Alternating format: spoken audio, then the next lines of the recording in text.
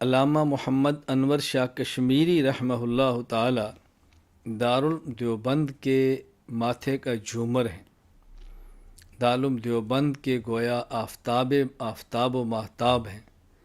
حضرت کا علم، حضرت کا زہد، حضرت کا تقوی، حضرت کی وسعت علمی، تبحر علمی، پھر قوت حافظہ، اللہ اکبر، لاجواب اور بے مثال چیزیں ہیں۔ میں حضرت رحمہ اللہ کی شخصیت پر زیادہ نہیں بول رہا، چونکہ میں نے اعتراضات کے جوابات دینے اور بات کو مکمل کرنا، اس لیے تھوڑے وقت میں بات پوری کرنی ہے۔ مختصر سا میں حضرت کا تعارف آپ کی خدمت میں پیش کرتا ہوں۔ نام و نسب انور شاہ، محمد انور شاہ بن سید محمد معظم شاہ۔ نام و نسب محمد انور شاہ بن سید محمد معظم شاہ۔ ولادت 27 شوال 292 ہجری بمطابق 25 نومبر 1875 عیسوی حضرت علاقہ لولاب کشمیر میں پیدا ہوئے۔ تعلیم: آپ نے ابتدائی تعلیم اپنے والد محترم سید محمد معظم شاہ صاحب سے حاصل کی اور کم عمری ہی میں فارسی کے متعدد رسائل ختم کر لیے۔ پھر دارالعلوم دیوبند تشریف لے گئے اور 1312 ہجری بمطابق 1894 عیسوی میں سند فراغت حاصل کی۔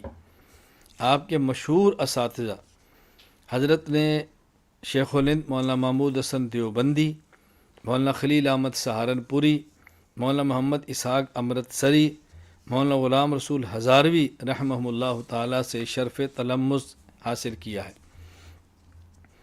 آپ کے مشہور تلامذہ اور شاگرد حضرت مولانا شاہ عبد القادر رائے پوری، مفتی محمد شفیع عثمانی، مولانا سید مناظر احسن گیلانی، مولانا محمد ادریس کاندلوی، مولانا سید بدر عالم میرٹھی، مولانا حفظ الرحمان سیو ہاروی، مولانا سید محمد یوسف بن نوری، مفتی محمد حسن امرتسری، مولانا حبیب الرحمان لدھیانوی، مولانا قاری محمد طیب دیوبندی، مولانا محمد منظور نعمانی رحمہم اللہ تعالی، یہ حضرت کے معروف اور شاگرد اور تلامذہ ہیں۔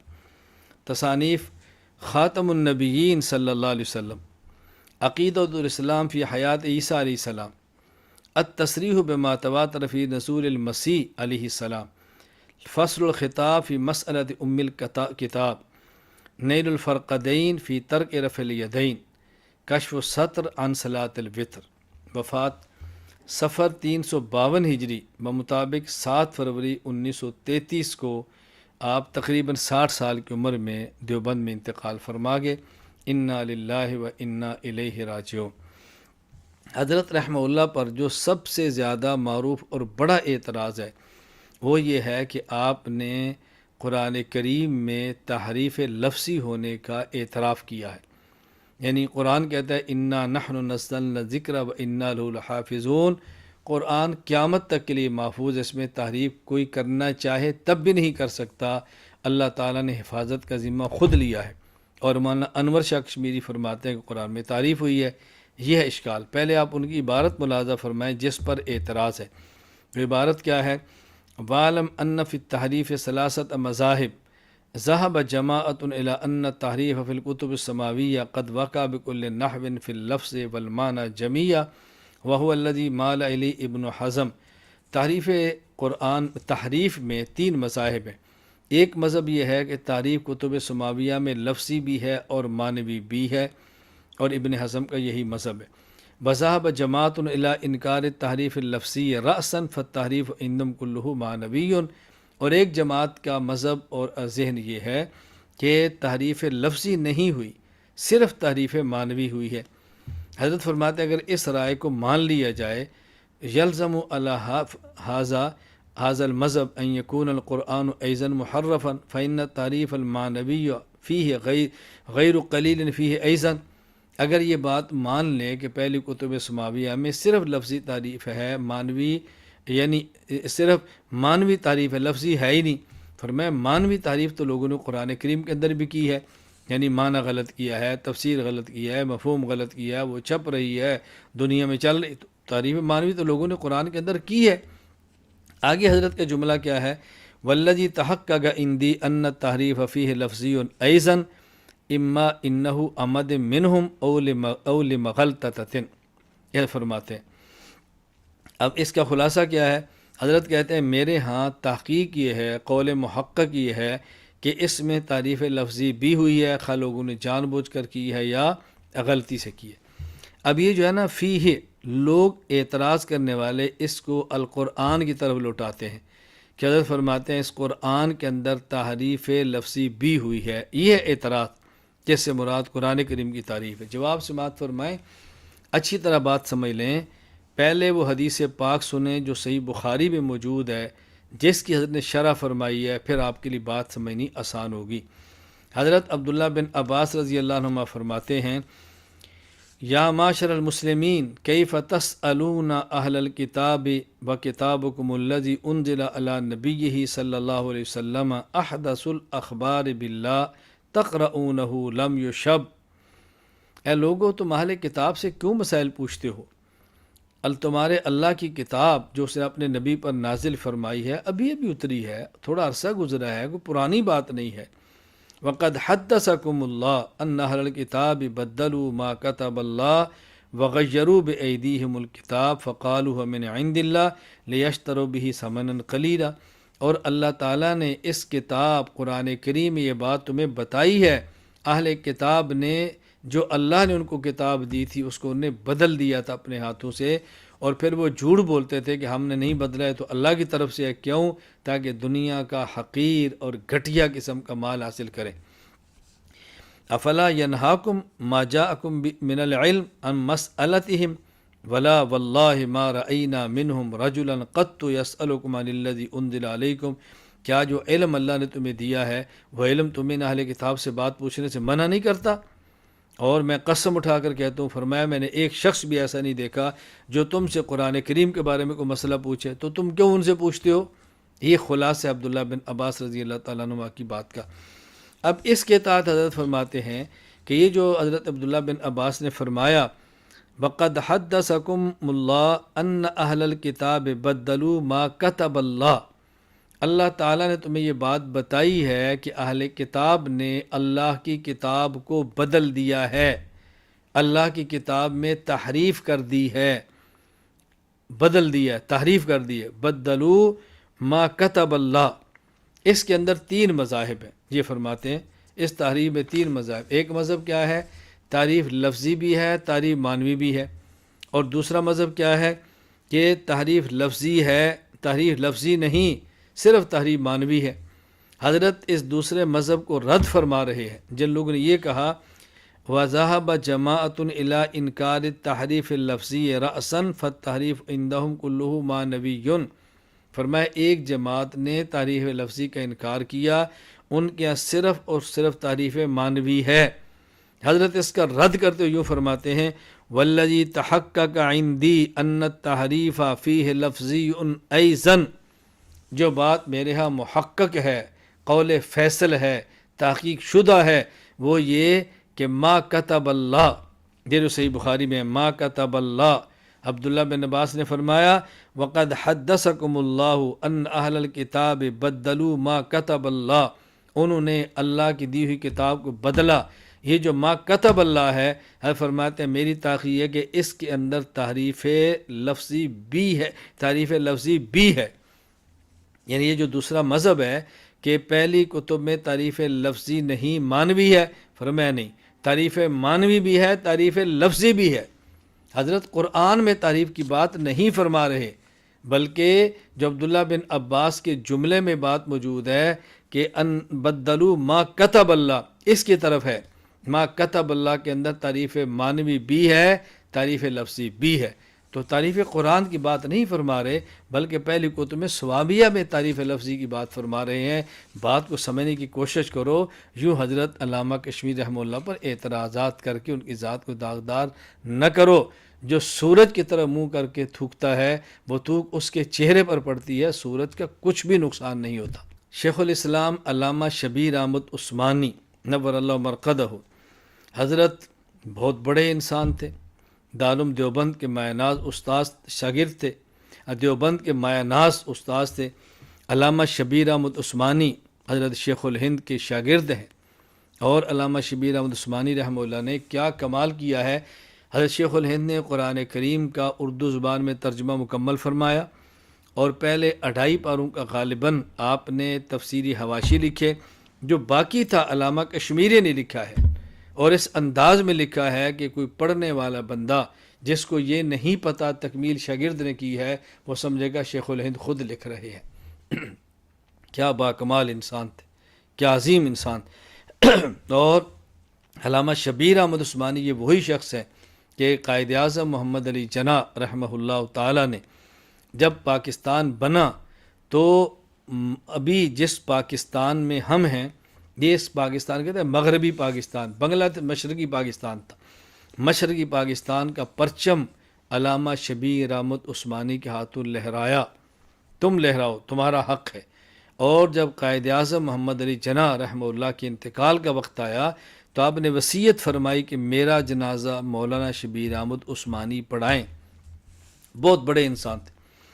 حضرت رحمہ اللہ کا مختصر تعارف یہ ہے کہ نام و نسب شبیر احمد بن مولانا فضل الرحمن، ولادت 10 محرم 1305 ہجری بمطابق ستمبر 1887 ہندوستان کے ضلع بجنور میں پیدا ہوئے۔ تعلیم 1325 ہجری بمطابق 1908 عیسوی دارالعلوم دیوبند سے سند فراغت حاصل فرمائی۔ مشہور اساتذہ شیخ الہند مولانا محمود حسن دیوبندی، مفتی عزیز الرحمن، حافظ محمد احمد نانوتوی، حکیم محمد حسن، مولانا غلام رسول ہزاروی، مولانا محمد یاسین شیرکوٹی رحمہم اللہ تعالی، یہ آپ کے معروف اساتذہ ہیں۔ مشہور تصنیفات تفسیر عثمانی یعنی شیخ الہند کا جو ترجمہ ہے، اور اس پر 2.5 پارے پر حواشی شیخ الہند کے، اگلے حواشین کے تفسیر عثمانی، اعجاز القرآن، فتح الملہم، شرح صحیح مسلم۔ حضرت اس کو مکمل نہیں فرما سکے، انتقال فرما گئے، پھر اس کو مکمل کیا ہے شیخ الاسلام مفتی محمد تقی عثمانی دامت برکاتہم نے تکملہ فتح الملہم کے نام پر۔ عجیب اللہ کی شان ہے کہ استاد شیخ الہند، انہوں نے قرآن کریم کا ترجمہ لکھا، تفسیر شروع کی، مکمل نہ کر سکے، انتقال فرما گئے، تو اس کو مکمل کیا ہے شاگرد علامہ شبیر احمد عثمانی نے۔ اور علامہ شبیر احمد عثمانی اللہ حضرت شیخ الہند کے شاگرد ہیں، تو انہوں نے یعنی صحیح مسلم کی شرح فتح الملہم لکھنی شروع کی، اور مکمل نہ فرما سکے اور دنیا سے رخصت ہو گئے، تو اس کو مکمل کیا ہے حضرت علامہ محمد تقی عثمانی دامت برکاتہم نے تکملہ فتح الملہم کے نام پر۔ وفات، اچھا آپ کی کتاب ہے اسلام کے بنیادی عقائد، العقل والنقل، فضل الباری شرح صحیح بخاری، الشباب، مجموعہ رسائل ثلاثہ۔ وفات 13 دسمبر 1949 ہجری بمطابق 21 صفر 1369 ہجری حضرت دنیا سے رخصت ہوئے۔ انا للہ و انا الیہ راجعون۔ حضرت علامہ شبیر احمد عثمانی رحمہ اللہ پر اعتراض کیا ہے؟ دیکھیں، اہل سنت والجماعت علماء احناف دیوبند کا نظریہ ہے کہ قبر میں مردے کو دفن کر دیا جاتا ہے، اس کے پاس ملائکہ آتے ہیں، اس کو بٹھا دیا جاتا ہے، اس سے سوال کرتے ہیں، یہ جواب دیتا ہے، اس پر نار، اگر یہ کافر ہے تو آگ پیش ہوتی ہے، مسلمان ہے تو جنت پیش ہوتی ہے، اس کے ساتھ یہ معاملات چلتے ہیں۔ اور یہ جو قبر میں پڑا ہوا مردہ ہے، یہ سنتا ہے، روح اور جسم کا آپس میں تعلق ہے، روح بھی سنتی ہے، جسم بھی سنتا ہے۔ اور جب اس کو ظاہر قبر میں آتے ہیں، فرشتے سوال کرتے ہیں، تو سوال ہو رہا ہے روح سے، جسم بھی جواب دے رہا ہے، اور ثواب اور عذاب کا تعلق روح اور جسم دونوں سے ہوتا ہے۔ جب دفن کر کے واپس جاتے ہیں، ان کے واپس چلنے کی آوازیں، جو واپس جانے والوں کی آوازیں سنتا ہے، جسم اور روح دونوں سن رہے ہوتے ہیں۔ یہ نظریہ ہے۔ اعتراض کیا ہے کہ وہ لوگ جو یہ بات کہتے ہیں کہ اس قبر میں روح کا جسم سے کوئی تعلق نہیں، یہ معاملات صرف روح کے ساتھ ہے، جسم کے ساتھ نہیں ہے، وہ اس پر عبارت پیش کرتے ہیں کہ حضرت شیخ الاسلام علامہ شبیر احمد عثمانی رحمہ اللہ نے قرآن کریم کی آیت انک لا تسمع الموتى ولا تسمع صم الدعاء، اس کے تحت یہ عبارت نقل فرمائی ہے۔ عبارت تو شاہ صاحب کی ہے، موزل القرآن والوں کی، نقل ان نے کی ہے، کہتے ہیں نقل کی ہے عبارت، اور یہ کہتے ہیں تو نہیں سنانے والا قبر میں پڑے ہوں کو حدیث میں آیا ہے کہ مردوں سے سلام علیک کرو، اور بہت جگہ مردوں کو خطاب کیا ہے۔ اس کی حقیقت یہ ہے کہ مردے کی روح سنتی ہے اور قبر میں پڑا ہے دھڑ وہ نہیں سنتا۔ کہتے ہیں دیکھو یہی بات ہم کہہ رہے ہیں، قبر میں دھڑ ہے روح نہیں ہے، اور معاملات روح کے ساتھ ہیں جسم کے ساتھ نہیں۔ یہی بات تو ہم کہتے ہیں جو علامہ شبیر احمد عثمانی رحمہ اللہ نے کی ہے۔ تو اعتراض کی حقیقت کیا ہے کہ اس عبارت کو علماء دیوبند کے نظریہ کے خلاف پیش کیا جاتا ہے۔ ذرا آپ اس کی وضاحت اچھی طرح سن لیں۔ میں اس جواب کو ایک گفتگو کے انداز میں سناتا ہوں تو بات آپ کو جلدی سمجھ آ جائے گی۔ ایک ایسے ہی شخص سے میری گفتگو ہوئی تو انہوں نے حضرت کا یہ قول پیش فرما دیا، حضرت کی تفسیر پیش کر دی، حضرت کا جملہ پیش کیا کہ یہ تفسیر عثمانی علامہ شبیر عثمانی لکھا ہے۔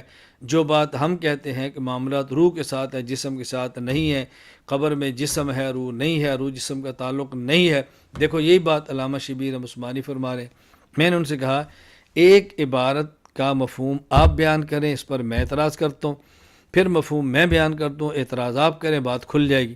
میں نے کہا جو مفہوم آپ نے بیان کیا آپ کا خلاصہ یہ ہے کہ قبر میں پڑا ہے دھڑ، اس سے روح کا تعلق نہیں، وہ نہیں سنتا، روح سنتی ہے۔ آپ یہی فرمانا چاہ رہے ہیں؟ کہا جی بالکل۔ میں نے کہا میرا سوال یہ ہے، ہم یہاں جس جگہ ان کے کمرے میں گفتگو ہو رہی تھی، میں نے کہا ہم یہاں بیٹھے ہیں، یہاں سے قبرستان کتنے فاصلے پر ہے؟ 3 ایکڑ 4 ایکڑ 5 ایکڑ اتنا ہی ہوگا نا؟ کہا جی ہاں۔ میں نے کہا ہم قبر میں نہیں جاتے، ہم یہاں گھر بیٹھتے ہیں، اوپر 7 آسمان ہے، پھر اوپر علیین ہے۔ اب بتائیں علیین کا فاصلہ یہاں ہمارے پاس جہاں بیٹھے ہیں اور جہاں قبر میں میت ہے برابر ہے یا فرق ہے؟ کہا جی برابر ہے۔ اب ظاہر ہے میں سمجھانے کے لیے کہا تو اوپر سورج ہے تو یہاں اور یہ 1 کلومیٹر دور سورج کا فاصلہ تو برابر ہوگا نا۔ علیین کا فاصلہ وہاں سے لے کر یہاں اور یہاں سے قبرستان تو برابر ہی ہے۔ میں نے کہا اچھا برابر ہے؟ کہا جی ہاں۔ میں نے کہا ہم جو بولتے ہیں روح سنتی ہے؟ کہا جی ہاں۔ میں نے کہا روح کہاں پر ہے؟ کہا جی علیین میں۔ میں نے کہا اس کا معنی قبرستان علیین، تو فاصلہ ہمارا اور علیین کا تو برابر ہے، قبرستان سے علیین بھی برابر ہے، اور سن کون سی بات رہی ہے؟ روح۔ اچھا روح اتنی دور سے سن رہی ہے اور ظاہر ہے ہر آدمی کی بات سنے گی، میری سن رہی ہے تو آپ کی بھی سن لے گی نا، روح تو ہر کسی کی آواز سنے گی۔ ادھر آپ کہتے ہیں ان لوگوں کے بارے میں جن کا یہ نظریہ ہے کہ رسول اللہ صلی اللہ علیہ وسلم کی روح دور سے بھی سنتی ہے قریب سے بھی سنتی ہے، آپ کہتے ہیں یہ مشرک ہیں۔ کیوں؟ یہ نبی پاک صلی اللہ علیہ وسلم کے لیے دور سے سماع کے قائل ہیں، تو آپ تو پھر ان سے بڑے مشرک ہوئے نا۔ کیوں؟ یہاں تو نبی کی بات نہیں عام مردے کی بات ہو رہی ہے، تو ہم تو عام مردے کے بھی دور سے سماع کے قائل ہو، تو پھر آپ ان سے بڑے مشرک ہوئے، آپ ان پر فتویٰ کس بنیاد پہ لگا رہے ہیں؟ ایک بات۔ دوسری بات مجھے یہ بتائیں کہ جب یہ روح یہاں بیٹھے سن لیتی ہے تو پھر ہم قبرستان میں جا کر جو السلام علیکم یا اہل القبور کہتے ہیں تو کیوں کہتے ہیں؟ کیونکہ علامہ شبیر احمد عثمانی فرما رہے ہیں حدیث میں آیا ہے کہ مردوں سے سلام علیک کرو، اور بہت جگہ مردوں کو خطاب کیا ہے۔ اس کی حقیقت یہ ہے کہ مردے کی روح سنتی ہے اور قبر میں پڑا ہے دڑ وہ نہیں سنتا۔ اچھا جب سنتی روح ہے تو کسی مردے سے علیک سلیک گھر میں بیٹھ کر بھی کیا گیا ہے؟ جب بھی علیک سلیک رسول اللہ صلی اللہ علیہ وسلم نے کیا ہے، صحابہ کرام نے کیا، ہم بھی کرتے ہیں، تو قبر کے پاس جا کر کہتے ہیں نا السلام علیکم یا اہل القبور انتم لا سلف انا انشاء اللہ بکم لاحقون نسأل اللہ لنا ولکم العافیہ یغفر اللہ لنا وایاکم۔ یہ وہاں کہتے ہیں گھر کہتے ہیں؟ کہتے ہیں جی وہاں کہتے ہیں۔ تو میں نے یہ کہتے ہیں مردوں کو خطاب کیا ہے تو خطاب قبر کے پاس کرتے ہیں یا گھر بیٹھے کرتے ہیں؟ کہا جی قبر کے پاس۔ تو میں نے کہا روح کا تو فاصلہ مساوی ہے علیین کا، روح تو علیین میں ہے، تو پھر یہاں بیٹھ کر علیک صلاح کر لیں نا، قبرستان میں کیوں جاتے ہیں؟ یہاں بیٹھ کے منہ اوپر کریں کہ السلام علیکم یا اہل القبور، السلام علیکم یا ابا جی۔ لوگ پوچھے بھی یہ کیا کر رہے ہو؟ کوئی جی روح سنتی ہے جو علیین میں ہے، قبر میں تو کچھ بھی نہیں، وہاں جانے کی کیا ضرورت ہے، تو آپ وہاں کیوں جاتے ہو؟ اس کا ان کے پاس کوئی جواب نہیں تھا۔ میں نے کہا مولانا میں ایک تعبیر پیش کرتا ہوں، میں عبارت پیش کرتا ہوں، میں مفہوم بیان کرتا ہوں، آپ اس پر اعتراض کریں۔ میں کہتا ہوں کہ اہل سنت والجماعت احناف دیوبند کا نظریہ یہ ہے کہ دیکھیں دنیا میں انسان میں جسم اور روح دونوں ہیں، اور براہ راست احوال جسم پر آتے ہیں، بذات جسم پر آتے ہیں، بلا واسطہ جسم پر آتے ہیں، اور جسم کے واسطہ سے جسم کے اندر روح پر آتے ہیں۔ انسان آنکھ سے دیکھتا ہے جو جسم ہے، لذت روح کو بھی محسوس ہوتی ہے۔ اگر کوئی مکروہ اور کریہ المنظر چیز ہے تو روح کو بھی تکلیف ہوتی ہے۔ انسان کان سے سنتا ہے جو جسم ہے، اچھی چیز ہے لذت روح بھی لیتی ہے، اگر ناپسندیدہ ہے تکلیف روح کو بھی ہوتی ہے، لیکن جسم کے واسطہ سے۔ انسان زبان سے چکھتا ہے جو کہ جسم ہے، اچھی چیز ہے جسم لذت محسوس کرتا ہے، روح بھی کرتی ہے۔ اور جب اگر چیز ناپسندیدہ ہے، کھٹی ہے، کڑوی ہے تو جسم کو تکلیف ہے تو روح کو بھی ہے، لیکن جسم کے واسطہ سے۔ اور موت کے بعد حالات براہ راست روح پر آتے ہیں اور روح کے واسطہ سے جسم پر آتے ہیں۔ میں سمجھانے کے لیے کہتا ہوں، جس طرح احادیث میں یعنی نیند کو موت کہا ہے، اللہم بسمک اموت و احیا، الحمدللہ الذی احیانا بعد ما اماتنا، تو موت کو، نیند کو موت کہا ہے اور بیداری کو حیات کہا ہے۔ اب بتاؤ، ایک آدمی جاگ رہا ہے، جسم عورت اور مرد کا ملتا ہے تو لذت جسم کو آتی ہے، جسم کے واسطے روح کو بھی آتی ہے۔ یہی لذت انسان نیند کی حالت میں لیتا ہے تو اس وقت وہ لذت روح محسوس کرتی ہے۔ دو جسم تو نہیں مل رہے ہوتے نا، روحیں مل رہی ہوتی ہیں، لیکن روح کے واسطہ سے جسم بھی محسوس کرتا ہے۔ دنیا میں اگر کوئی ٹھکائی کرتا ہے تو جسم کی کرتا ہے، تو جسم کے واسطہ سے روح کو بھی تکلیف ہوتی ہے۔ لیکن جب انسان سویا ہوتا ہے اور اس کو کوئی مارے، کوئی کتا کاٹے، کوئی سانپ ڈسے تو جسم کو نہیں ڈس رہا ہوتا، روح کو ڈس رہا ہوتا ہے، لیکن تکلیف اس کا جسم بھی محسوس کرتا ہے۔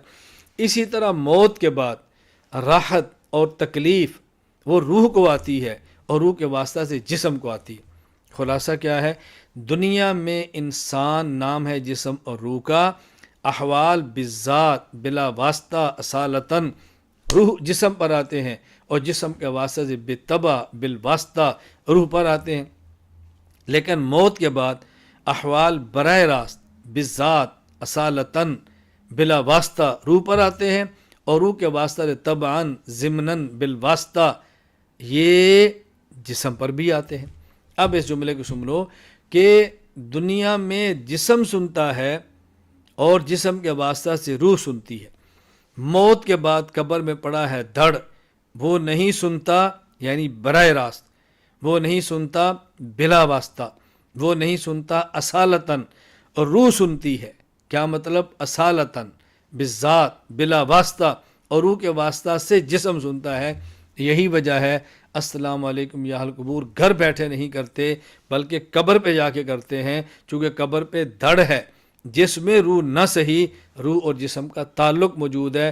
وہاں جائیں تو روح سنتی ہے، وہاں نہ جائیں تو روح بھی نہیں سنتی، کہ گھر بیٹھے آپ السلام علیکم یا اہل قبور کہہ دو، کوئی جی روح نے سن لیا ہے۔ تو یہ ہے علامہ شبیر احمد عثمانی رحمہ اللہ کی عبارت کا مطلب، اس کو سمجھنے کی کوشش کریں۔ فاتو برہانکم ان کنتم صادقین۔ شیخ الحدیث مولانا محمد زکریا کاندلوی نور اللہ مرقدہ بہت بڑے آدمی تھے، بہت بڑے آدمی تھے۔ فضائل اعمال کی تصنیف کے نام سے عوامی حلقے میں معروف ہیں، اوجز المسالک شرح موطا امام مالک کے نام سے علمی حلقے میں معروف ہیں۔ تبلیغی جماعت سے بہت گہرا تعلق تھا۔ حضرت کا مختصر تعارف یہ ہے کہ نام و نسب: محمد زکریا بن مولانا محمد یحییٰ کاندلوی بن مولانا محمد اسماعیل کاندلوی، ولادت 11 رمضان 1315 ہجری کاندلہ میں پیدا ہوئے۔ تعلیم اول تا آخر مظاہر علوم سہارنپور میں حاصل کی۔ مشہور اساتذہ: مولانا ظفر احمد عثمانی رحمہ اللہ تعالی۔ یہ وہ شخص ہیں جب بنگلہ دیش اس وقت مشرقی پاکستان بنا تو بانی پاکستان قائد اعظم محمد علی جناح رحمہ اللہ نے ان کے ہاتھ سے پرچم لہرایا پاکستان کا۔ مولانا عبداللطیف صاحب، مولانا محمد یحییٰ صاحب، مولانا محمد الیاس صاحب بانی تبلیغی جماعت۔ خلافت: آپ کو علامہ خلیل احمد سہارنپوری رحمہ اللہ تعالیٰ سے خلافت اور اجازت بیعت تھی۔ حضرت کی وفات کے بعد ان کو مولانا شاہ عبد القادر رائے پوری رحمہ اللہ سے خلافت اور اجازت بیعت حاصل تھی۔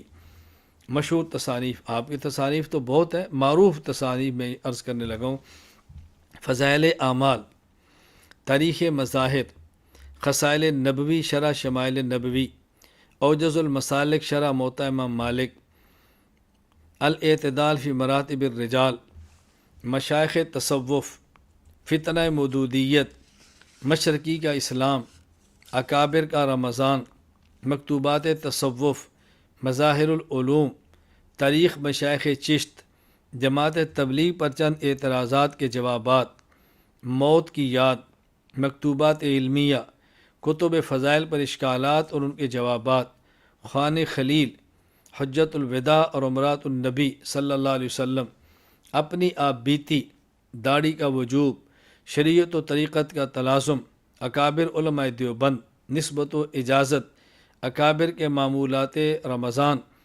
مکاتیب حضرت مولانا محمد الیاس، ملفوظات حضرت مولانا محمد الیاس، فتاوی خلیلیہ، وصایا امام اعظم ابو حنیفہ، ام الامراض، محبوب العارفین۔ وفات آپ 24 مئی 1982 مدینہ منورہ میں رحلت فرما گئے اور جنت البقیع میں مدفون ہوئے۔ انا للہ و انا الیہ راجعون۔ حضرت شیخ الحدیث مولانا محمد زکریا کاندروی رحمہ اللہ کی کتاب فضائل اعمال عوام و خواص میں مقبول ہے، عرب و عجم میں چل رہی ہے، پوری دنیا میں 7 بر اعظموں میں، دنیا کے تمام اسلامی ممالک میں تقریباً اس کتاب کو اللہ تعالیٰ نے پذیرائی عطا فرمائی ہے، اللہ تعالیٰ نے قبولیت عطا فرمائی ہے۔ اللہ تعالیٰ حضرت کے درجات کی بلندی کا اس کتاب کو ذریعہ بنا دے۔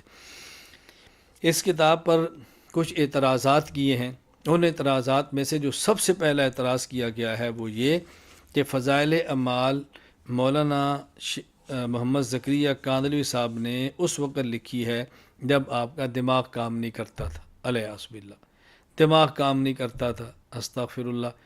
ایسی حالت میں لکھی، دماغی کام نہیں کرتا تھا تو پھر غلط باتیں تو لکھنی تھی، خرافات تو لکھنی تھی، پھر یہ تو لکھنا تھا، وہ تو لکھنا تھا۔ اگلے آنے والے اعتراضات کی بنیاد اس کو بنایا جاتا ہے کہ جی ان کا دماغ کام نہیں کرتا تھا، اس وقت لکھی ہے، اور اس پر بطور اعتراض کی جو جواب نقل کی جاتی ہے وہ یہ کہ مولانا زکریا رحمہ اللہ فرماتے ہیں سفر 375 ہجری میں ایک مرض کی وجہ سے چند روز کے لیے دماغی کام سے روک دیا گیا، تو مجھے خیال ہوا کہ ان خالی ایام کو اس بابرکت مشغلہ میں گزاروں۔ یا زکریا خود کہہ رہے ہیں تو ظاہر ایسی حالت میں لکھیں گے تو غلطیاں تو ہوں گی نا۔ یہ ہے اس کا خلاصہ اعتراض کے جواب سے مات فرمائے۔ پہلی بات یہ سمجھیں کہ فضائل اعمال ایک کتاب نہیں، فضائل اعمال 6 مختلف کتب کا اور رسائل کا مجموعہ ہے، اور حضرت نے یہ 6 رسائل 10 سال کی عمر میں مختلف اوقات میں لکھے ہیں۔ پہلا رسالہ 1348 ہجری میں لکھا ہے فضائل قرآن، اور آخری حکایات صحابہ 1358 ہجری میں لکھا ہے۔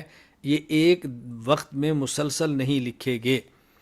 معترض نے یہ سمجھا ہے کہ شاید یہ فضائل اعمال کتاب پوری حضرت شیخ نے اکٹھی بیماری کی حالت میں لکھی، ایسی بات نہیں، اور ان کو غلط فہمی یہاں سے ہوئی ہے کہ جب فضائل اعمال آپ کھولیں گے تو سب سے پہلا جو رسالہ ہے وہ حکایات صحابہ ہے، تو انہوں نے سمجھا چونکہ یہ پہلا ہے، اس کے شروع میں لکھا ہے، لہذا پوری کتاب حضرت نے سارت میں لکھی ہے۔ یہ بالکل غلط فہمی ہے۔ حضرت نے جو رسائل لکھے آپ ان کے سنوار ملاحظہ فرمائیں۔ نمبر 1 فضائل قرآن ذی الحج 1348 ہجری۔ نمبر 2 فضائل رمضان 1349 ہجری۔ نمبر 3 فضائل تبلیغ صفر 1350 ہجری۔ نمبر 4 فضائل نماز محرم 1358 ہجری۔ نمبر 5 فضائل ذکر شوال 1358 ہجری۔ نمبر 6 حکایات صحابہ رضی اللہ عنہم شوال 1358 ہجری۔ تو یہ 6 رسائل ہیں، اور یہ بات حضرت نے صرف حکایات صحابہ کے شروع میں لکھی ہے جو کہ 6 نمبر کی کتاب ہے، لیکن جب ان رسائل کو جمع کیا گیا تو حکایات صحابہ اول میں لگائی گئی تاکہ صحابہ کے واقعات پڑھنے پر عبادات کے اندر رغبت ہو، اور معترض نے سمجھا کہ شاید پوری کتاب ہی بیماری کی حالت میں لکھی ہے، ایک غلط فہمی تھی ہوئی۔ دوسری بات یہ ہے، ایک ہوتا ہے دماغی کام نہ کرنا، ایک ہوتا ہے دماغ کا خراب ہونا، دو باتوں میں کتنا فرق ہے۔ ایک یہ کہ دماغی کام نہ کرنا اور ایک ہے دماغ کا کام نہ کرنا۔ حضرت نے لکھا ہے کہ ڈاکٹروں نے منع کیا کہ میں دماغی کام نہ کروں، اور معترض نے سمجھا کہ حضرت لکھ رہے ہیں کہ میرا دماغ کام نہیں کرتا تھا۔ اب بتاؤ دماغی کام نہ کرنا اور دماغ کا کام نہ کرنا دونوں میں کتنا بڑا فرق ہے۔ میں اگر یہ کہوں کہ اعتراض کرنے والے کا دماغ کام نہیں کرتا تو شاید یہ میری بات بے جا نہ ہو۔ حضرت کا دماغ کام کرتا تھا، لیکن ڈاکٹروں نے دماغی کام سے منع کیا، اور اعتراض کرنے والے کا یوں لگتا ہے کہ دماغ کام نہیں کرتا اور بات سمجھنے کے اندر غلطی لگ گئی۔ بات اچھی طرح سمجھے نا۔ اور حضرت رحمۃ اللہ علیہ کو چونکہ طبیعت میں ضعف تھا، بیماری تھی، تکلیف تھی، تو ڈاکٹر منع کیا کہ آپ دماغی کام نہ کریں۔ مثلا ایک آدمی کی نظر میں کچھ کمزوری ہے، کوئی بوجھ آتا ہے، تو ڈاکٹر کہتے ہیں دماغی کام نہ کرے، اس سے نظر پر بوجھ پڑے گا، اس پر نظر پر بوجھ پڑے گا۔ کوئی اعصابی کمزوری ہے، کبھی دماغی کام نہ کرے، اعصاب مزید کمزور ہوں گے، ایسے ہوتا ہے۔ تو دماغ کا کام نہ کرنا اور ہے، اور دماغی کام نہ کرنا اور ہے۔ حضرت کا دماغ کام کرتا تھا، لیکن ڈاکٹروں نے دماغی کام کرنے سے منع کیا۔ اب دماغی کام کا معنی تحقیق، دلائل، مباحثہ، اور صرف صحابہ کرام کی حکایات کو جمع کرنا تحقیقی کام تو تھا نہیں، کوئی بڑا علمی کام نہیں تھا جس پر دماغ لڑانے کی ضرورت نہیں تھی۔ تو انہوں نے فرمایا کہ جب ڈاکٹروں نے دماغی کام سے منع کیا ہے تو میں حکایات صحابہ یہ لکھ لیتا ہوں، آسان کام کر لیتے ہیں، یہ فرمایا۔ اور تیسری بات یہ سمجھیں کہ حضرت کو جو بیماری تھی وہ بیماری کون سی تھی؟ بیماری تھی کون سی؟ دماغی بیماری تو تھی ہی نہیں۔ بیماری کون سی تھی؟ حضرت نے خود آپ بیتی میں اور کتب فضائل و اشکالات ان کے جوابات میں اپنی دونوں کتب میں لکھا ہے دماغ تکلیف کون سی تھی۔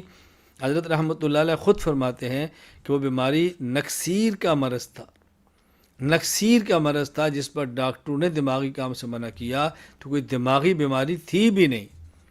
تو حاصل کیا ہے؟ پہلی بات کہ یہ جملہ نے لکھا ہے صرف حکایات صحابہ میں، جو آخری کتاب ہے، پوری کتاب فضائل اعمال کے ساتھ اس کا کوئی تعلق نہیں۔ نمبر دو، حضرت کا دماغ کام کرتا تھا، دماغی کام سے منع کیا، اور معترض سمجھا کہ دماغ کام نہیں کرتا تھا۔ نمبر تین، یہ جو بیماری تھی وہ دماغی نہیں تھی، یہ بیماری بھی نکسیر کا مرض تھا۔ تو یہ تو کوئی اعتراض کی بات نہیں، اس میں کیا اعتراض ہے؟ اللہ تعالیٰ میں سمجھ عطا فرمائے۔ حضرت شیخ الحدیث مولانا محمد زکریا کاندھلوی رحمہ اللہ تعالیٰ پر دوسرا اعتراض یہ ہے کہ آپ نے فضائل اعمال حکایات صحابہ میں دو واقعات لکھے ہیں، اور ان دونوں واقعات میں تضاد ہے، ایک جگہ کچھ لکھتے ہیں، ایک جگہ کچھ لکھتے ہیں۔ فضائل اعمال تو تضادات کا مجموعہ ہے۔ اعتراض کیا؟ ذرا سماعت فرما لیں۔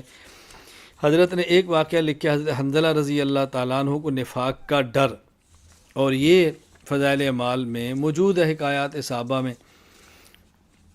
میں اس کا خلاصہ نقل کر دیتا ہوں۔ خلاصہ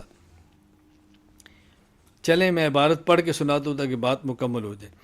حضرت حنظلہ رضی اللہ تعالیٰ عنہ کہتے ہیں کہ ایک مرتبہ ہم لوگ حضور صلی اللہ علیہ وسلم کے مجلس میں تھے۔ حضور اقدس صلی اللہ علیہ وسلم نے واعظ فرمایا، جس سے قلوب نرم ہو گئے، آنکھوں سے آنسو بہنے لگے، اور یہ حقیقت ہمیں ظاہر ہو گئی۔